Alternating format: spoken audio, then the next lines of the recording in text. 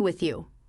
My mother-in-law, Sherry, used to be a different person, not the vain and shallow woman she is now. This change occurred later in her life, or at least that's what my husband Dylan believes. Growing up, Dylan and Sherry didn't have a lavish lifestyle. They led a modest life together after Dylan's father passed away when he was just 4 years old. Sherry took on the role of the breadwinner, and they lived a simple life until Dylan secured a great job after college. Dylan is a remarkable and kind man, not just because he's my husband. He earned a full scholarship to medical school and became a doctor. Despite his success, Dylan remained humble. However, Sherry's life took a turn for the luxurious. Now, let me clarify, I don't have a job for reasons I'll discuss later, but that doesn't mean I am poor or dependent on others. Unfortunately, Sherry got the wrong impression of me when we first met. Whether it was my clothes or mannerisms, something repelled her on our first encounter. She said, "Dylan, is this the girl you've been raving about? She's so plain and average. Why would you choose someone like her? Does she even have a job?" My name is Rose, and no, I don't have a job. However, Sherry assumed that meant I was planning to trap her son and drain his money. She labeled me as a gold digger and a parasite, making baseless assumptions about my character. Dylan defended me, but the argument escalated and we decided to leave. During our journey home, Dylan apologized for his mother's behavior, acknowledging that she had crossed a line. He reassured me, saying his mom no longer knows how to act like the same person. Although her words hurt, Dylan asked me not to mind them. Yet, I couldn't shake the feeling that being comfortable around Sherry might be a challenge. After all, she's the only parent Dylan has left. I decided to step back. We don't have much extended family, and completely cutting her off isn't feasible, I said. I won't push you to be friends with her, but can you at least be civil around her? Dylan asked.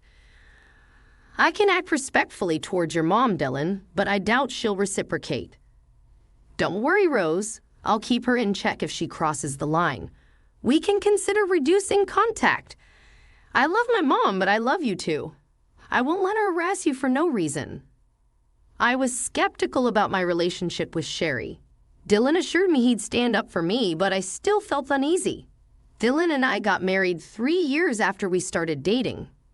We had a court wedding due to financial constraints. Dylan was sending Sherry a lot of money every month for emergencies. Even after we married, he continued this practice, training our finances. I didn't stop him. I believed he had the right to help his mom. However, Sherry became a problem. She regularly spoke ill of me and gossiped with her friends, spreading rumors about me being a gold digger. I ignored it initially, but it started affecting my reputation. Despite Dylan's efforts, Sherry never treated me kindly. She believed I wasn't good enough for her son. Surprisingly, one day Dylan told me that his mom wanted to invite me to a small party she was hosting. I was skeptical since she disliked me. Dylan assured me that she promised to improve and wanted me there. It seemed odd considering her recent financial struggles, but Dylan believed she managed somehow. I agreed to go despite my concerns about her behavior. Dylan hoped his mom was making an effort, so I decided to keep an open mind. I truly wanted us to mend our relationship and become friends. I had serious doubts that Sherry would ever consider being friends with me. Despite my willingness to be civil and make an effort for Dylan's sake, it seemed that Sherry had little regard for his happiness. Despite my skepticism, I decided to attend the party, eagerly waiting for Sherry to provide details. Sherry texted me the next day, and I assumed she was extending the invitation. However, her message took an unexpected turn as she started mentioning the party at a 5-star hotel, promising her friends a great time. This excited her, and she planned to take 15 people. Curious. I asked if I was invited given Dylan's assurance. To my surprise, Sherry responded with arrogance and disdain. She made it clear that I was not invited, emphasizing the exclusivity of the event due to her wealth, family status, and the supposed classiness of her friends. I was taken aback and confused, As Dylan had genuinely believed Sherry was extending an invitation, I expressed my assumption only to be met with Sherry's condescending remarks, stating that I wouldn't understand the intricacies of planning such an event. I decided to maintain my dignity, acknowledging her message and clarifying that I wouldn't attend if I wasn't wanted. Sherry reiterated her stance, emphasizing her class and status, while I resisted the urge to respond with anger. Disappointed and hurt, I chose not to share this with Dylan. Instead, I patiently waited for the day of the party. Sherry, oblivious to the emotional impact of her actions, sent me a picture showcasing her and her friends in designer outfits, flaunting their status on social media. I refrained from responding, choosing to focus on my work and patiently await the unfolding of events. After about 3 hours, I received a call from my dad. And here's a confession for you all. My dad owns the hotel where Sherry was hosting her party. Sherry had no clue about this. 3 years ago, I inherited a substantial amount from my grandfather, which I invested in my dad's business. Now, I receive a share of the profits from the hotel and other family-owned businesses. Despite coming from a well-off family, I prefer not to broadcast it, and that's why Sherry was unaware of my background. She also had no idea about the high cost of the 5-star hotel and its restaurant. Sherry and her friends ordered without checking the menu or prices, resulting in a hefty $2,000 bill. This turn of events was the perfect opportunity for revenge. My dad called me to inform me that Sherry was at the hotel, having amassed a $2,000 bill and was now asking for a 50% discount, claiming she was short on cash. My dad sought my advice as Sherry's party had been rude and entitled, upsetting the staff. As expected, I shared my frustration with my dad, recounting how Sherry had boasted about the party to mock me for not being invited. The irony was not lost on me, given that she couldn't even afford the party she was flaunting. My dad expressed his understanding of the situation and shared the challenges faced by his staff due to Sherry's behavior. I saw an opportunity for revenge and suggested making Sherry and her team wash the dishes, clean the entire kitchen and the floor given their insulting behavior. I wanted to extend this revenge to include Sherry's team, who had also mistreated our staff. If Sherry tried anything foolish, my dad could call the cops on her. My dad laughed at the suggestion, giving it a big thumbs up.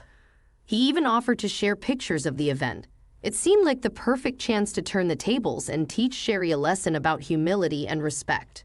When it happened, I would have relished seeing Sherry face the consequences of her actions. My dad promised to follow my suggestion and hung up. An hour or so later, he sent me pictures of Sherry and her friends washing dishes and wiping the floor at our restaurants. Dad also shared that when Sherry saw him as the restaurant owner, she looked relieved. She began telling him that she knew the owner and they would get out of the situation. To her surprise, Dad instructed her to clean his restaurants. She was dumbstruck for a while, and when she started to protest, Dad reminded her that since she didn't consider me family, he didn't consider her family either.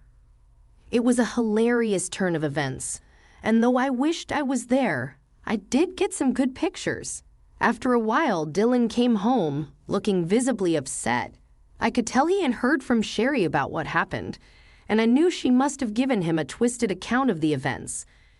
He approached me, questioning what he heard about my dad making his mom clean the restaurant dishes. I explained to Dylan that it was the usual norm for us in such situations. Sherry had gone to our restaurant, racked up a $2,000 bill, claimed she didn't have more than $1,000, harassed our staff, and her party had been a nightmare. I believe this punishment was fitting. Dylan seemed surprised and questioned who Sherry had taken with her and what they ordered. I informed him that she took 15 people, and they ordered a lot, especially the fancy items. He expressed disbelief, as Sherry had told him she was taking only 4 people and had invited me, but I declined. I clarified that things didn't happen that way, and I showed him the text messages from Sherry.